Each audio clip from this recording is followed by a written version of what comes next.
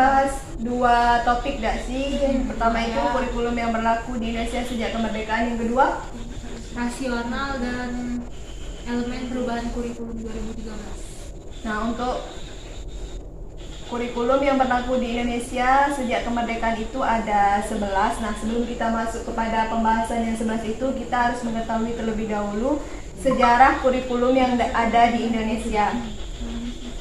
Sejak kemerdekaan Indonesia tahun 1945, kurikulum pendidikan nasional memang telah berulang kali mengalami perubahan, yaitu pada tahun 1947, 1952, 1964, 1968, 1975, 1984, 1994, 1994, 2004, 2006,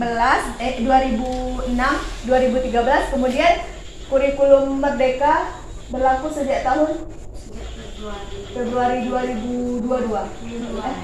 22 kan? Serta diluncurkan secara resmi oleh Februari 2022 oleh Mendikbudristek. Perubahan tersebut merupakan konsekuensi logis dari terjadinya perubahan sistem politik, sosial budaya, ekonomi, dan iptek dalam masyarakat berbangsa dan negara. Sebab kurikulum sebagai seperangkat rencana pendidikan perlu dikembangkan secara dinamis sesuai dengan tuntutan dan perubahan yang terjadi di masyarakat. Nah, dari perspektif historis dari masa ke masa, determinan paradigma politik dan kekuasaan yang secara bersama-sama mewarnai dan mempengaruhi secara kuat sistem pendidikan Indonesia selama ini. Corak sistem pendidikan suatu negara pada gilirannya kembali pada stakeholder yang paling berkuasa dalam pengambilan kebijakan. Nah, pada tataran ini, maka sistem politiklah yang berkuasa. Siapa yang berkuasa pada periode tertentu akan menggunakan kekuasaannya untuk menentukan apa dan bagaimana pendidikan diselenggarakan. Kecenderungan inilah yang kemudian turut menjadi penguat pada apa yang kemudian diistilahkan ganti menteri, ganti kebijakan, termasuk di dalamnya kurikulum pendidikan. Sebab muatan-muatan politis, value, ideologi maupun tujuan-tujuan tertentu yang diinginkan penguasa acap kali juga disetting sedemikian rupa dalam kerangka kurikulum. Seiring dengan perkembangan zaman, dengan berbagai alasan dan rasionalisasi, kurikulum Indonesia terus mengalami pergantian dari periode ke periode. Keberadaan kurikulum memberi pengaruh yang signifikan bagi kualitas pendidikan yang ada di Indonesia. Nah, apa saja sih kurikulum yang berlaku di Indonesia sejak kemerdekaan? Yang pertama yaitu ada kurikulum 1947 yang disebut dengan Rencana Pelajaran 1947. Kurikulum pertama yang lahir pada masa kemerdekaan memakai istilah dalam bahasa Belanda Leerplan, artinya rencana pelajaran. Istilah ini lebih populer dibanding istilah kurikulum dalam bahasa Inggris. Perubahan arah pendidikan lebih bersifat politis, dari orientasi pendidikan Belanda ke kepentingan nasional. Saat ini mulai ditetapkan asas pendidikan baru dilaksanakan pada Asas pendidikan ditetapkan Pancasila. Kurikulum ini disebut dengan Rencana Pelajaran 1947 dan baru dilaksanakan pada tahun 1950. Fokus Rencana Pelajaran 1947 ini tidak menekankan pendidikan pikiran, melainkan hanya pendidikan watak, kesadaran bernegara, dan masyarakat. Kemudian kurikulum yang kedua yaitu Kurikulum 1952. Atau dikenal dengan Rencana Pelajaran Terurai 1952. Kurikulum ini sudah mengarah pada suatu sistem pendidikan nasional yang paling menonjol dan sekaligus ciri dari kurikulum pengembangan kurikulum 1952. Nah, pengembangan kurikulum 1952 ini bahwa setiap rencana pelajaran harus memperhatikan isi pelajaran yang dihubungkan dengan kehidupan sehari-hari. Silabus mata pelajarannya jelas sekali. Seorang guru mengajar satu mata pelajaran.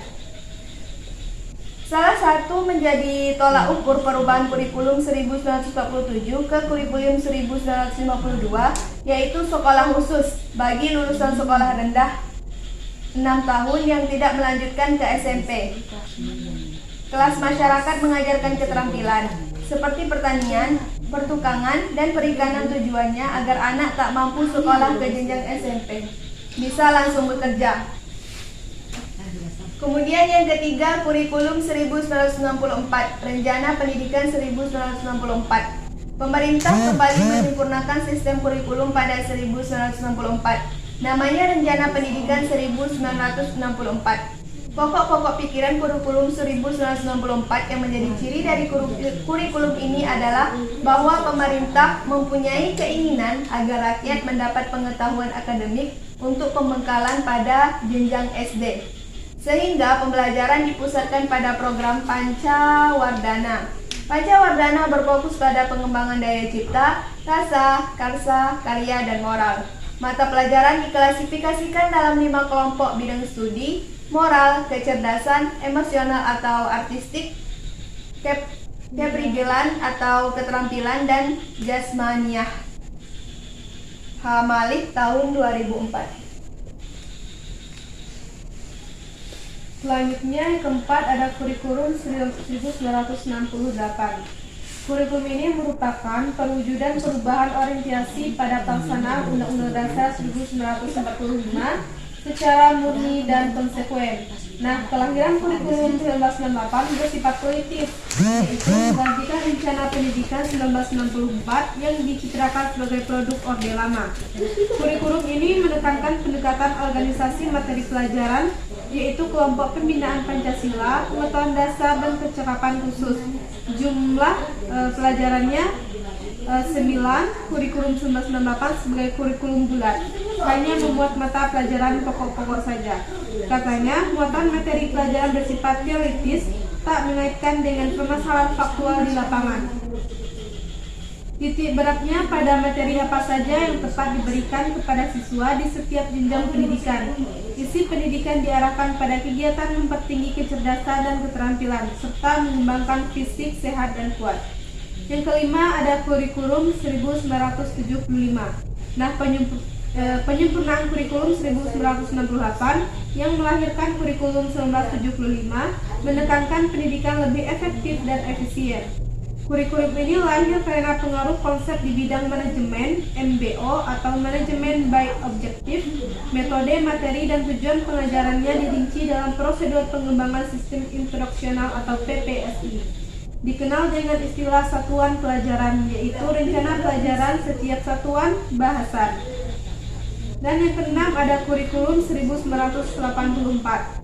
Kurikulum ini juga sering disebut kurikulum 1975 yang disempurnakan dengan memposisikan siswa sebagai subjek belajar, mengamati sesuatu, mengelompokkan, mendiskusikan, hingga melaporkan. Model ini disebut cara belajar siswa aktif atau CBSA atau Student Active Learning atau SAL. Konsep CBSA yang elok secara teoritis dan bagus hasilnya di sekolah-sekolah yang diuji cobakan mengalami banyak deviasi dan reduksi saat diterapkan secara nasional. Yang ketujuh ada kurikulum 1994 dan suplemen kurikulum 1999. Berdasarkan Undang-Undang Nomor 2 Tahun 1989 tentang Sistem Pendidikan Nasional, pemerintah memperbarui kurikulum sebagai upaya memadukan kurikulum sebelumnya. Pada kurikulum 1994, perpaduan tujuan dan proses belum dihasilkan karena beban belajar siswa dinilai terlalu berat. Materi muatan lokal disesuaikan dengan kebutuhan daerah masing-masing, misalnya bahasa daerah, kesenian, keterampilan daerah, dan lain-lain. Berbagai kepentingan kelompok-kelompok masyarakat juga mendesakkan agar isu-isu tertentu masuk dalam kurikulum.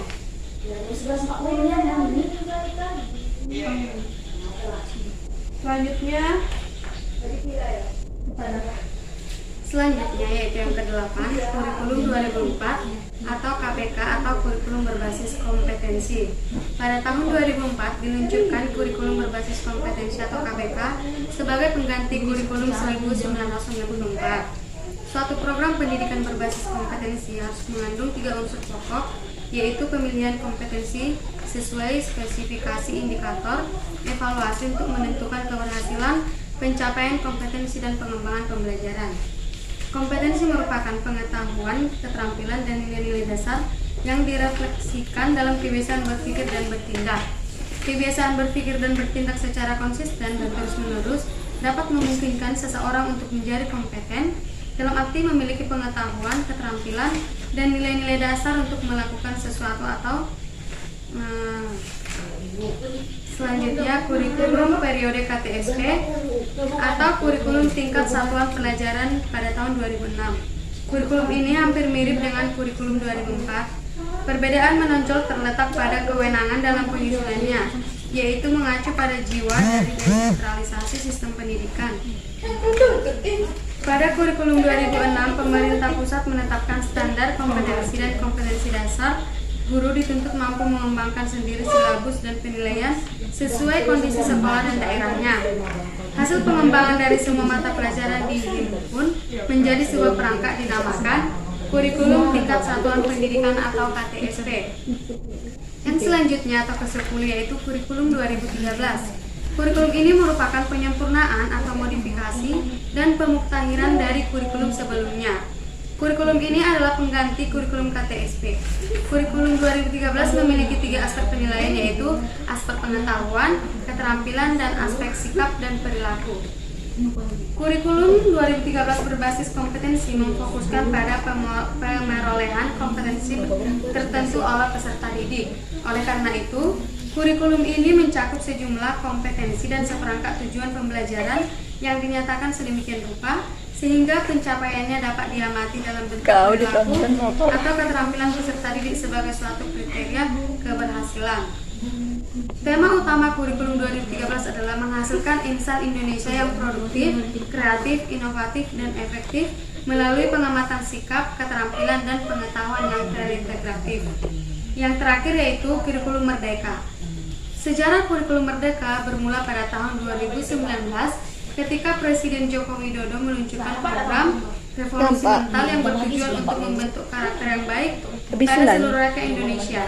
Kurikulum Merdeka Belajar merupakan bentuk evaluasi dari kurikulum 2013. Kurikulum Merdeka merupakan kurikulum dengan pembelajaran intrakurikuler yang beragam di mana konten akan lebih optimal agar peserta didik memiliki cukup waktu untuk mendalami konsep dan menguatkan kompetensi.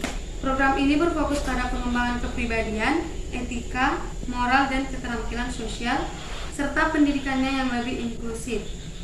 Dalam rangka mengimplementasikan program tersebut, Kementerian Pendidikan dan Kebudayaan Republik Indonesia mengusulkan pengembangan kurikulum merdeka pada tahun 2020.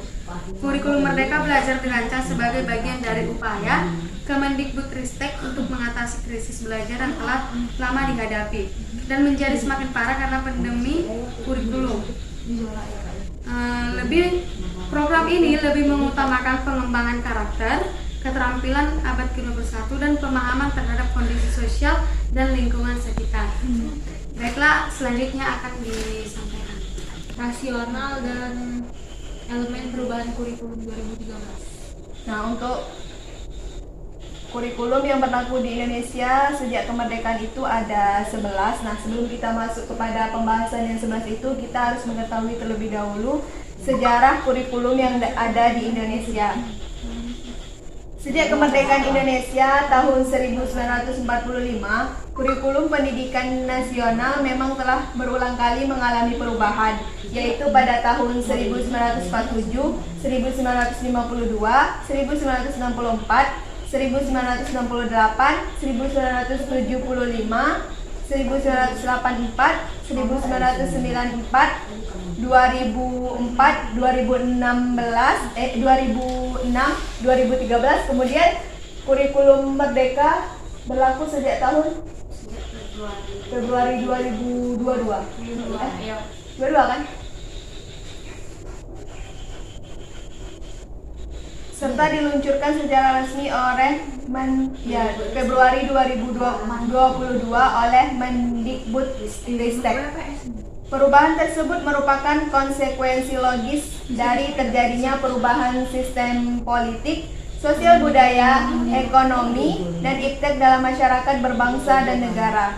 Sebab kurikulum sebagai seperangkat rencana pendidikan perlu dikembangkan secara dinamis, sesuai dengan tuntutan dan perubahan yang terjadi di masyarakat. Nah, dari perspektif historis dari masa ke masa, determinan paradigma politik dan kekuasaan yang secara bersama-sama mewarnai dan mempengaruhi secara kuat sistem pendidikan Indonesia selama ini.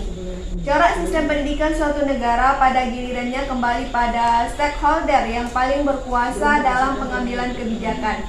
Nah, pada tataran ini, maka sistem politiklah yang berkuasa. Siapa yang berkuasa pada periode tertentu akan menggunakan kekuasaannya untuk menentukan apa dan bagaimana pendidikan diselenggarakan. Kecenderungan inilah yang kemudian turut menjadi penguat pada apa yang kemudian diistilahkan ganti menteri, ganti kebijakan, termasuk di dalamnya kurikulum pendidikan. Sebab muatan-muatan politis, value, ideologi maupun tujuan-tujuan tertentu yang diinginkan penguasa acap kali juga disetting sedemikian rupa dalam kerangka kurikulum. Seiring dengan perkembangan zaman, dengan berbagai alasan dan rasionalisasi kurikulum Indonesia terus mengalami pergantian dari periode ke periode. Keberadaan kurikulum memberi pengaruh yang signifikan bagi kualitas pendidikan yang ada di Indonesia. Nah, apa saja sih kurikulum yang berlaku di Indonesia sejak kemerdekaan? Yang pertama yaitu ada kurikulum 1947 yang disebut dengan Rencana Pelajaran 1947. Kurikulum pertama yang lahir pada masa kemerdekaan memakai istilah dalam bahasa Belanda Leerplan, artinya rencana pelajaran. Istilah ini lebih populer dibanding istilah kurikulum dalam bahasa Inggris. Perubahan arah pendidikan lebih bersifat politis, dari orientasi pendidikan Belanda ke kepentingan nasional. Saat ini mulai ditetapkan asas pendidikan baru dilaksanakan ditetapkan Pancasila. Kurikulum ini disebut dengan Rencana Pelajaran 1947 dan baru dilaksanakan pada tahun 1950. Fokus Rencana Pelajaran 1947 ini tidak menekankan pendidikan pikiran, melainkan hanya pendidikan watak, kesadaran bernegara, dan masyarakat. Kemudian kurikulum yang kedua yaitu kurikulum 1952 atau dikenal dengan Rencana Pelajaran Terurai 1952. Kurikulum ini sudah mengarah pada suatu sistem pendidikan nasional yang paling menonjol dan sekaligus ciri dari kurikulum pengembangan kurikulum 1952. Nah, pengembangan kurikulum 1952 ini bahwa setiap rencana pelajaran harus memperhatikan isi pelajaran yang dihubungkan dengan kehidupan sehari-hari. Silabus mata pelajarannya jelas sekali. Seorang guru mengajar satu mata pelajaran. Salah satu menjadi tolak ukur perubahan kurikulum 1947 ke kurikulum 1952 yaitu sekolah khusus bagi lulusan sekolah rendah 6 tahun yang tidak melanjutkan ke SMP. Kelas masyarakat mengajarkan keterampilan seperti pertanian, pertukangan, dan perikanan, tujuannya agar anak tak mampu sekolah ke jenjang SMP bisa langsung bekerja. Kemudian yang ketiga, kurikulum 1964, Rencana Pendidikan 1964. Pemerintah kembali menyempurnakan sistem kurikulum pada 1964. Namanya Rencana Pendidikan 1964. Pokok-pokok pikiran kurikulum 1964 yang menjadi ciri dari kurikulum ini adalah bahwa pemerintah mempunyai keinginan agar rakyat mendapat pengetahuan akademik untuk pembekalan pada jenjang SD. Sehingga pembelajaran dipusatkan pada program Pancawardhana. Pancawardhana berfokus pada pengembangan daya cipta, rasa, karsa, karya, dan moral.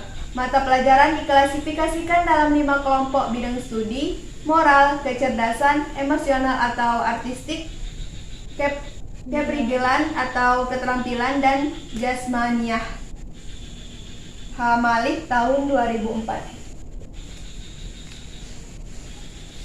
Selanjutnya yang keempat ada kurikulum 1968. Kurikulum ini merupakan perwujudan perubahan orientasi pada pelaksanaan Undang-Undang Dasar 1945 secara murni dan konsekuen. Nah, kelahiran kurikulum 1968 bersifat politis, yaitu menggantikan Rencana Pendidikan 1964 yang dicitrakan sebagai produk Orde Lama. Kurikulum ini menekankan pendekatan organisasi materi pelajaran, yaitu kelompok pembinaan Pancasila, pengetahuan dasar, dan kecakapan khusus. Jumlah pelajarannya 9, kurikulum 1998 sebagai kurikulum bulat, hanya memuat mata pelajaran pokok-pokok saja. Katanya, muatan materi pelajaran bersifat teoritis serta mengaitkan dengan permasalahan faktual di lapangan. Titik beratnya pada materi apa saja yang tepat diberikan kepada siswa di setiap jenjang pendidikan. Isi pendidikan diarahkan pada kegiatan mempertinggi kecerdasan dan keterampilan, serta mengembangkan fisik sehat dan kuat. Yang kelima ada kurikulum 1975. Nah, penyempurnaan kurikulum 1968 yang melahirkan kurikulum 1975 menekankan pendidikan lebih efektif dan efisien. Kurikulum ini lahir karena pengaruh konsep di bidang manajemen (MBO) atau manajemen by objektif. Metode, materi, dan tujuan pengajarannya dirinci dalam prosedur pengembangan sistem instruksional atau PPSI. Dikenal dengan istilah satuan pelajaran, yaitu rencana pelajaran setiap satuan bahasan. Dan yang keenam ada kurikulum 1984. Kurikulum ini juga sering disebut kurikulum 1975 yang disempurnakan dengan memposisikan siswa sebagai subjek belajar, mengamati sesuatu, mengelompokkan, mendiskusikan, hingga melaporkan. Model ini disebut cara belajar siswa aktif atau CBSA atau Student Active Learning atau SAL. Konsep CBSA yang elok secara teoritis dan bagus hasilnya di sekolah-sekolah yang diuji cobakan mengalami banyak deviasi dan reduksi saat diterapkan secara nasional. Yang ketujuh ada kurikulum 1994 dan suplemen kurikulum 1999. Berdasarkan Undang-Undang Nomor 2 Tahun 1989 tentang Sistem Pendidikan Nasional Pemerintah memperbarui kurikulum sebagai upaya memadukan kurikulum sebelumnya. Pada kurikulum 1994, perpaduan tujuan dan proses belum dihasilkan karena beban belajar siswa dinilai terlalu berat. Materi muatan lokal disesuaikan dengan kebutuhan daerah masing-masing, misalnya bahasa daerah, kesenian, keterampilan daerah, dan lain-lain. Berbagai kepentingan kelompok-kelompok masyarakat juga mendesakkan agar isu-isu tertentu masuk dalam kurikulum.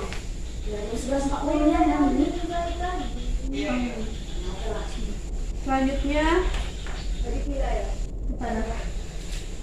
yaitu yang ke-8, kurikulum 2004 atau KPK atau kurikulum berbasis kompetensi. Pada tahun 2004 diluncurkan kurikulum berbasis kompetensi atau KPK sebagai pengganti kurikulum 1994. Suatu program pendidikan berbasis kompetensi harus mengandung 3 unsur pokok, yaitu pemilihan kompetensi sesuai spesifikasi indikator, evaluasi untuk menentukan keberhasilan, pencapaian kompetensi dan pengembangan pembelajaran. Kompetensi merupakan pengetahuan, keterampilan, dan nilai-nilai dasar yang direfleksikan dalam kebiasaan berpikir dan bertindak. Kebiasaan berpikir dan bertindak secara konsisten dan terus-menerus dapat memungkinkan seseorang untuk menjadi kompeten dalam arti memiliki pengetahuan, keterampilan, dan nilai-nilai dasar untuk melakukan sesuatu atau selanjutnya kurikulum periode KTSP atau kurikulum tingkat satuan pelajaran pada tahun 2006. Kurikulum ini hampir mirip dengan kurikulum 2004. Perbedaan menonjol terletak pada kewenangan dalam penyusunannya, yaitu mengacu pada jiwa dari desentralisasi sistem pendidikan. Pada kurikulum 2006, pemerintah pusat menetapkan standar kompetensi dan kompetensi dasar. Guru dituntut mampu mengembangkan sendiri silabus dan penilaian sesuai kondisi sekolah dan daerahnya. Hasil pengembangan dari semua mata pelajaran dihimpun menjadi sebuah perangkat dinamakan kurikulum tingkat satuan pendidikan atau KTSP. Yang selanjutnya atau ke-10 yaitu kurikulum 2013. Kurikulum ini merupakan penyempurnaan atau modifikasi dan pemuktahiran dari kurikulum sebelumnya. Kurikulum ini adalah pengganti kurikulum KTSP. Kurikulum 2013 memiliki 3 aspek penilaian, yaitu aspek pengetahuan, keterampilan, dan aspek sikap dan perilaku. Kurikulum 2013 berbasis kompetensi memfokuskan pada pemerolehan kompetensi tertentu oleh peserta didik.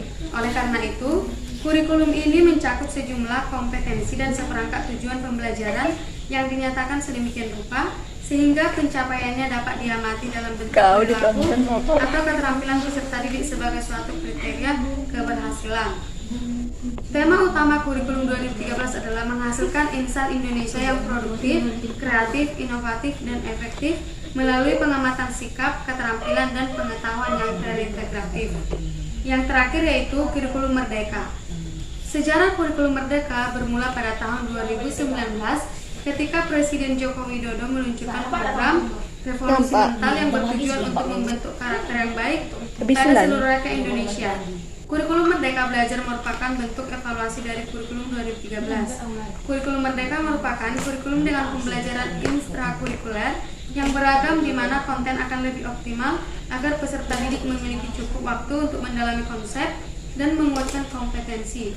Program ini berfokus pada pengembangan kepribadian, etika, moral, dan keterampilan sosial, serta pendidikannya yang lebih inklusif. Dalam rangka mengimplementasikan program tersebut, Kementerian Pendidikan dan Kebudayaan Republik Indonesia mengusulkan pengembangan kurikulum merdeka pada tahun 2020. Kurikulum Merdeka Belajar dirancang sebagai bagian dari upaya Kemendikbudristek untuk mengatasi krisis belajar yang telah lama dihadapi dan menjadi semakin parah karena pandemi kurikulum. Program ini lebih mengutamakan pengembangan karakter, keterampilan abad ke-21 dan pemahaman terhadap kondisi sosial dan lingkungan sekitar. Baiklah, selanjutnya akan disampaikan. Baiklah, selanjutnya ada rasional perubahan kurikulum 2013. Rasionalitas merupakan suatu pola pikir di mana seseorang cenderung bersikap dan bertindak berdasarkan logika dan nalar manusia. Rasional juga diartikan adalah hal yang bisa dilakukan dengan hal yang ada. Pengembangan kurikulum perlu dilakukan karena adanya berbagai tantangan yang dihadapi, baik tantangan internal maupun eksternal. Tantangan internal antara lain terkait dengan kondisi pendidikan dikaitkan dengan satu tuntunan pendidikan yang mengacu kepada 8 standar nasional pendidikan yang meliputi standar pengelolaan, standar biaya, standar sarana prasarana, standar pendidik, standar isi, proses, penilaian, dan yang terakhir kompetensi lulusan. Tantangan internal lainnya terkait dengan sosial akibat perkembangan penduduk Indonesia dilihat dari pertumbuhan penduduk usia produktif. Terkait dengan tantangan internal pertama, berbagai kegiatan dilaksanakan untuk mengupayakan agar penyelenggara pendidikan dapat mencapai ke-8 standar yang telah ditetapkan. Di dalam standar pengelolaan, hal-hal yang dikembangkan antara lain adalah manajemen berbasis sekolah, rehabilitasi gedung sekolah, dan penyediaan laboratorium serta perpustakaan sekolah terus dilaksanakan agar setiap sekolah yang ada dapat mencapai standar para sarana prasarana yang telah ditetapkan. Dalam mencapai standar pendidik dan tenaga pendidik, berbagai upaya yang dilakukan antara lain adalah peningkatan kualitas dan sertifikasi guru, pembayaran tunjangan sertifikasi, serta uji kompetensi dan pengukuran kinerja guru. Standar isi, proses, serta uji kompetensi dan pengukuran kinerja guru. Standar isi, proses, penilaian, dan standar kompetensi lulusan adalah merupakan standar yang terkait dengan kurikulum yang perlu secara terus-menerus dikaji agar peserta didik yang melalui proses pendidikan dapat memiliki kompetensi yang telah ditetapkan. Terkait dengan perkembangan penduduk, saat ini jumlah penduduk Indonesia usia produktif lebih banyak daripada usia tidak produktif. Tantangan eksternal yang dihadapi dunia pendidikan adalah kompetensi yang diperlukan di masa depan, persepsi masyarakat, perkembangan pengetahuan dan pedagogik, serta berbagai fenomena sosial yang mengemuka. Dengan tantangan masa depan, kompetensi yang diperlukan di masa depan, persepsi masyarakat, perkembangan pengetahuan dan pedagogik, serta berbagai fenomena yang mengemukakan. Tantangan masa depan antara lain terkait dengan arus globalisasi dan berbagai isu yang terkait dengan masalah lingkungan hidup, kemajuan teknologi dan informasi, kebangkitan industri kreatif dan budaya, dan perkembangan pendidikan di tingkat internasional. Di era globalisasi juga akan terjadi perubahan-perubahan yang cepat. Dunia akan semakin transparan, terasa sempit, dan seakan tanpa batas. Hubungan komunikasi, informasi, dan transportasi menjadikan satu sama lain menjadi dekat sebagai akibat dari revolusi industri dan hasil pengembangan ilmu pengetahuan dan teknologi. Kompetensi masa depan yang diperlukan dalam menghadapi arus globalisasi adalah kemampuan berkomunikasi, kemampuan berpikir jernih dan kritis, kemampuan mempertimbangkan segi moral suatu permasalahan, kemampuan menjadi warga negara yang bertanggung jawab, kemampuan mencoba untuk mengerti dan toleran terhadap pandangan yang berbeda, dan yang terakhir, kemampuan hidup dalam masyarakat yang mengglobal.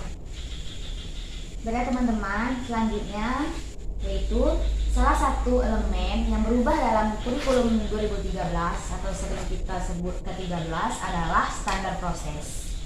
Nah, standar proses ini mencakup perencanaan proses pembelajaran, pelaksanaan proses pembelajaran, penilaian hasil pembelajaran, dan pengawasan proses pembelajaran.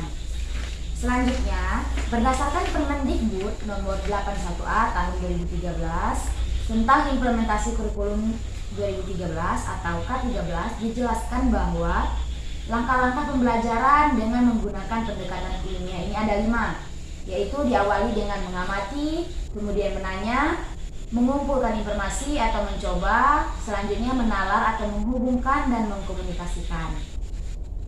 Nah teman-teman, pendidikan yang sesuai dengan kebutuhan masa depan atau tuntutan di K13 ini hanya akan dapat terwujud apabila terjadi pergeseran mindset atau perubahan pola pikir. Pergeseran itu meliputi proses pembelajaran sebagai berikut, yaitu dari berpusat pada guru menjadi berpusat pada siswa, dari satu arah menuju interaktif, dari isolasi menuju lingkungan jejaring, kemudian dari pasif menuju aktif menyelidiki, dari maya atau abstrak menuju konteks dunia nyata. Selanjutnya dari pembelajaran pribadi menuju pembelajaran berbasis tim, dari luas menuju perilaku khas memberdayakan kaidah keterikatan, dan dari stimulasi rasa tunggal menuju stimulasi ke segala penjuru. Selanjutnya dari alat tunggal menuju alat multimedia, dari hubungan satu arah bergeser menuju kooperatif, dari produksi massa menuju kebutuhan pelanggan, dan masih banyak lagi. Selain perubahan pada standar proses, elemen lain yang mengalami perubahan pada K13 ini adalah standar penilaian. Penilaian pembelajaran pada K13 ini diatur dengan Permendikbud nomor 66 tahun 2013 tentang standar penilaian yang diubah dari Permendiknas nomor 20 tahun 2007. Mengacu kepada Permendikbud di atas, maka standar penilaian pembelajaran ke depan akan menggunakan penilaian autentik atau authentic assessment. Artinya yaitu ada 4. Yang pertama, penilaian proses dan hasil pembelajaran. Nah, berarti yang dinilai di sini yang pertama itu penilaian prosesnya dan hasil pembelajaran dari siswa tersebut. Selanjutnya yang kedua, sinonim dari kata asli, nyata, valid atau reliable. Selanjutnya yang ketiga, suatu penilaian pembelajaran yang merujuk pada situasi atau konteks dunia nyata. Nah, pada K13 ini salah satu yang dinilai yaitu dunia nyata, bukan lagi abstrak. Selanjutnya yang keempat atau yang terakhir yaitu mengukur, memonitor dan menilai semua aspek hasil belajar, baik yang tampak sebagai hasil akhir dari suatu proses pembelajaran maupun berupa perubahan dan perkembangan aktivitas, dan juga perolehan belajar selama proses pembelajaran di dalam kelas maupun di luar kelas. Baik, selanjutnya yaitu ada elemen perubahan kurikulum 2013. Di dalam kurikulum 2013 hanya ada 4 elemen perubahan yang mendasar, yaitu standar kompetensi lulusan atau SKL, kemudian standar proses, standar isi, dan standar penilaian. Dalam pasal 35 Undang-Undang Nomor 20 Tahun 2003 disebutkan bahwa standar kompetensi lulusan merupakan kualifikasi kemampuan lulusan yang mencakup sikap, pengetahuan, dan keterampilan peserta didik yang harus dipenuhinya atau dicapainya dari suatu satuan pendidikan pada jenjang pendidikan dasar dan menengah. Nah, kemudian standar kompetensi lulusan digunakan sebagai acuan utama pengembangan standar isi, standar proses, standar penilaian pendidikan, standar pendidik dan tenaga kependidikan, standar sarana dan prasarana, standar pengelolaan, dan standar pembiayaan. Nah, yang pertama yaitu dimensi sikap memiliki perilaku yang mencerminkan sikap orang beriman, berakhlak mulia, berilmu, percaya diri, dan bertanggung jawab dalam berinteraksi secara efektif dengan lingkungan sosial dan alam di lingkungan rumah, sekolah, dan tempat bermain. Yang kedua, dimensi pengetahuan memiliki pengetahuan sosial dan konseptual berdasarkan rasa ingin tahunya tentang ilmu pengetahuan, teknologi, seni, dan budaya dalam wawasan kemanusiaan, kebangsaan, kenegaraan dan peradaban terkait fenomena dan kejadian di lingkungan rumah, sekolah, dan tempat bermain. Kemudian yang terakhir yaitu dimensi keterampilan, memiliki kemampuan sosial dan tindak yang produktif dan kreatif dalam ranah abstrak dan konkret yang sesuai. Baiklah, sekian pemaparan materi dari saya kembalikan kepada moderator. Maaf, saya kembalikan kepada Anissa. Oh, sudah ya? Demikian materi kita hari ini yang membahas mengenai tentang kurikulum yang berlaku di Indonesia sejak kemerdekaan dan rasional elemen perubahan kurikulum 2013. Terima kasih. Wassalamualaikum warahmatullahi wabarakatuh.